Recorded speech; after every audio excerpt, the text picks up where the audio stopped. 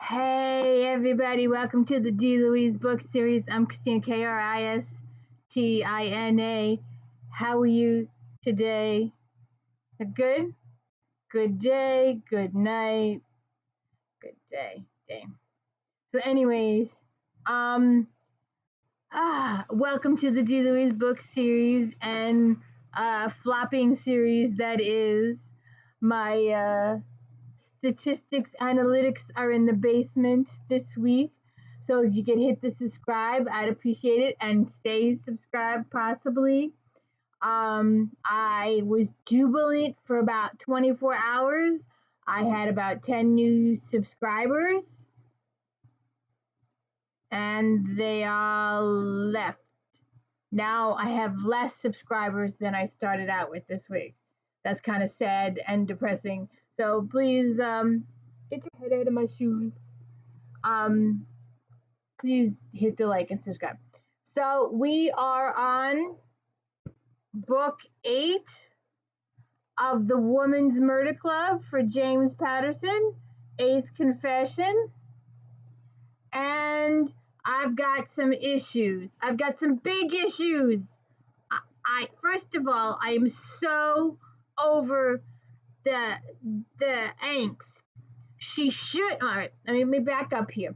Lindsay is a detective or a sergeant with the San Francisco Police Department, and she was a boss. She was a lieutenant, but because she liked to investigate, she asked for a demotion. And after consideration, her boss gave her the demotion. He let her keep the lieutenant pay, but he demoted her and then promoted her partner. So now her partner, Jacoby, is her boss instead of her underling.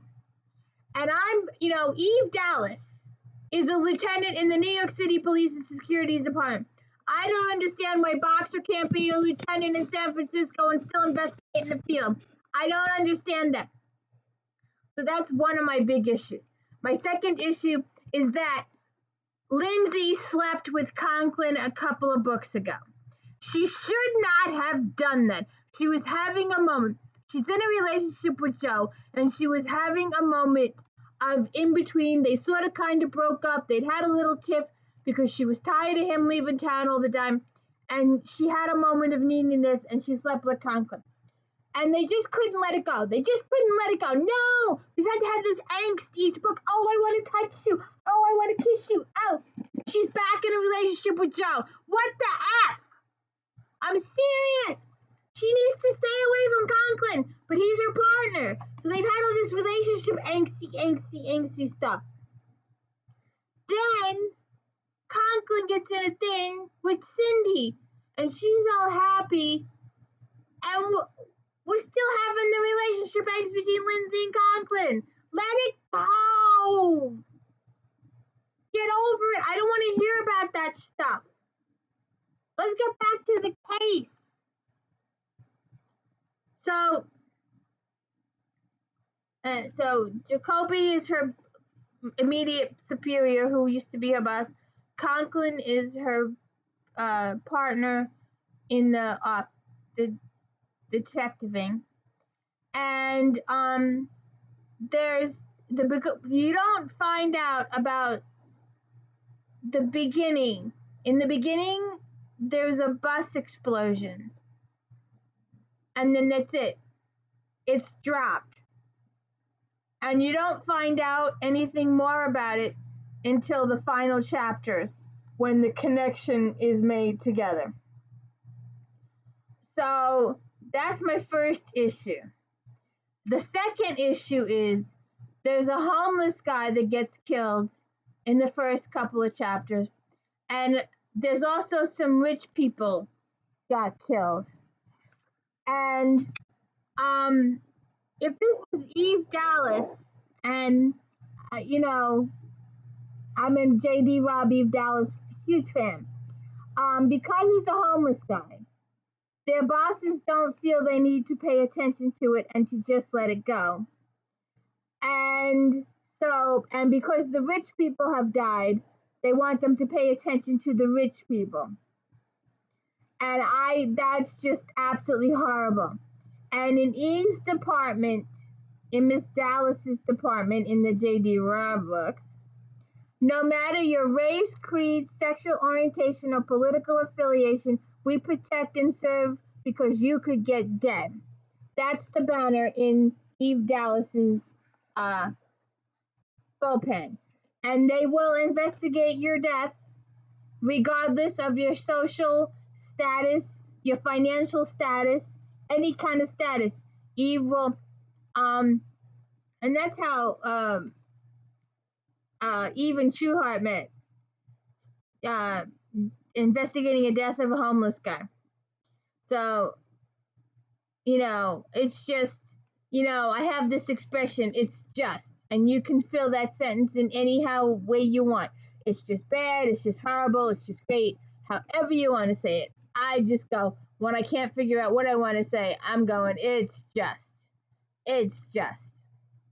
So, the first little beginning of the book is investigating that bus thing. And then it gets dropped and you never hear about it again.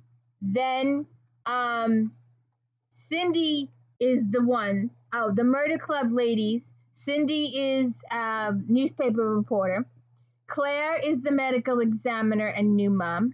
Yuki is the attorney, the ADA for the courthouse. And of course, Lindsay is our detective. Those are your Women's Murder Club members. And they like to eat at Susie's a lot. And so we have a death of a homeless guy. And Cindy is the one to discover the homeless guy deceased. And she decides that she is going to investigate it, especially when Jacoby has ordered Boxer and Conklin off the case because the rich people are dead and they're more important in the political eye than the homeless guy. So they're doing that, and Cindy is doing the other one. And there's this case. The rich people are this is I'm just so annoyed by it that it just bugged the life out of me. I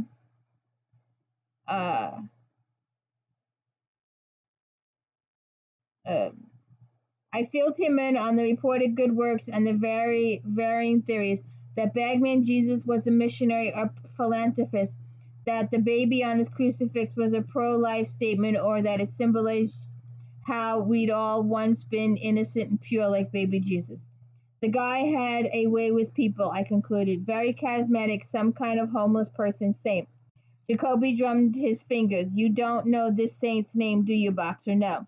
And you have no clue as to who killed him or what the motive was. Not a hint of a clue. Then that's it. Jacoby slapping the desk. It's over, finished. Unless someone walks in and confesses, you're done wasting department time. Get me? Yes, sir, Conklin said. Boxer, I hear you, Lieutenant.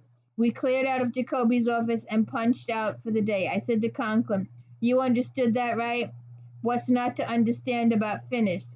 Rich, Jacoby was clear as day. He told us to work the Bagman Jesus on our own time. So we're not going to pay you overtime to investigate the homeless guy, but we're going to pay you to solve the crime of the rich people. So most of the book is about the rich people and my ham over here.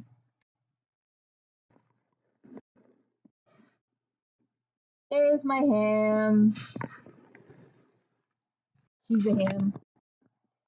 So we drop the homeless case. So then we have the rich people getting killed. Oh, and in the middle of all this, Joe gets sent to the Middle East for a conference he's got to go with. Then there's little not Cindy. Yuki has her own little case in the middle of the book that's really not related to the rest of the story. It's just her side story. And we get a couple of chapters from the killer's point of view on what the killer is doing. It turns out the killer is female. You don't find out how she's killing these people until much later in the book. The chapters are all really short. Some of them are only a page or two. And at least they're all one character. J.A. Jance has a habit of, when she does split books between her series, she'll split the chapter. Paragraph is Beaumont and a paragraph is Walker and I just don't like that. At least with Patterson here, a POV is from one particular person, so the person gets the whole chapter. So Yuki gets several chapters of her own point of view on the trial. Lindsay's voice is the dominant voice throughout the book. And then we have Cindy, who also has a dominant. You don't hear too much from Claire, except when she's doing the autopsies, and they're having a really hard time trying to find out what the cause of death is. There are a couple of last-minute cliffhangers in this book. So you'll have to read it to get more. Just fix this a little. More details on the. I don't want to spoil the murder for you. So you'll have the bus explosion in the beginning of the book is not answered till the end of the book. The identity of the homeless guy is very late in the book, and once his identity is revealed, other things are also revealed as possible motive for his death, and how his death connects to the bus. You really don't know anything about it until almost the final couple of chapters, when the homeless guy's information is discovered, his identity is discovered, and all the bells and whistles start going off in Boxer's head, and she's starting to make all the connections. And the rich people, there are several couples that are killed, very, very wealthy couples that are killed, and how they died is a mystery. Claire has trouble finding anything in autopsy as to why they were killed or what killed them or anything. And that's very late in the books too. So you don't find out that. That's a mystery that Patterson keeps you hanging till quite late in the series, in the book.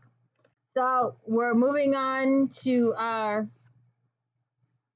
9th book, and we got to check out Catherine's other book, and we'll be starting Victoria Thompson. Please check out Star Trek Fridays. Please check out Flashback Mondays.